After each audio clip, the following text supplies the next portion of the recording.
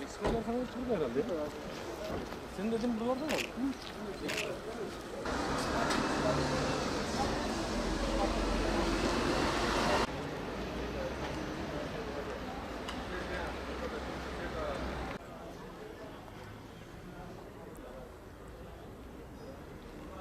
Sıfır araçlardan geçen seneden yaklaşık 2 senedir çok büyük sıkıntı yaşanıyor. Piyasaları sıfır araç çıkmadığı için ikinci el bayağı fiyatlar yükseldi. Hem vatandaş hem esnaf olarak büyük sıkıntılar yaşanıyor.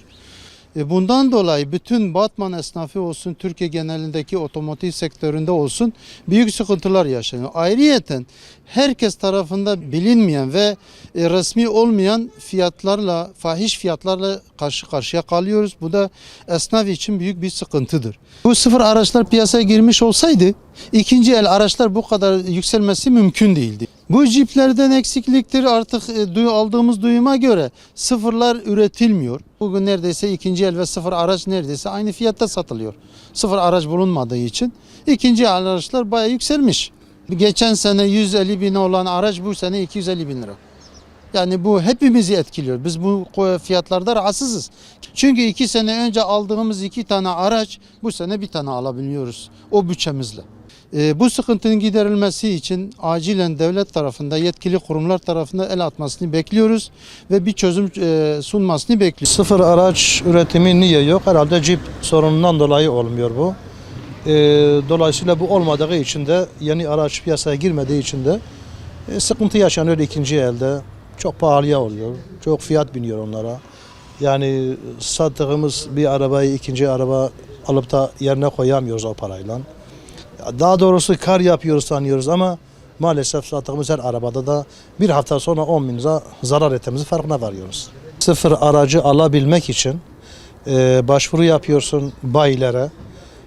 Bayiler başvuruyu alıyorlar, kabul ediyorlar ama bu ne zaman gelecek süre veremiyorlar.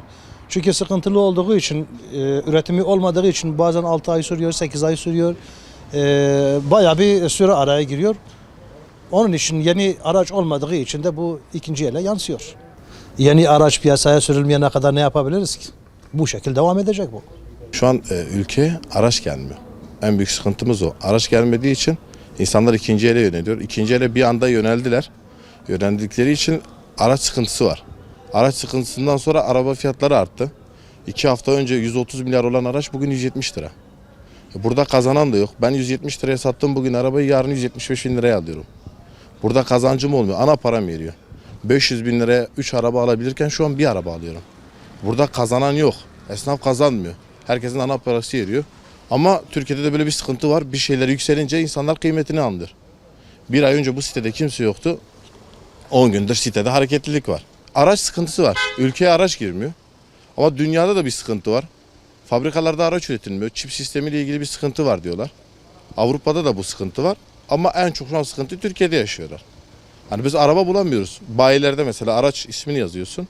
Sıraya giriyorsun. 6'ya 7 ay sonraya randevu veriyor. Yetkililerden sadece araç talebimiz var ama yetkililik bir şey değil. Zaten dünyada olan bir sıkıntı. Araba yok. Yani çiplerde olan bir sıkıntıdan dolayı araba yok.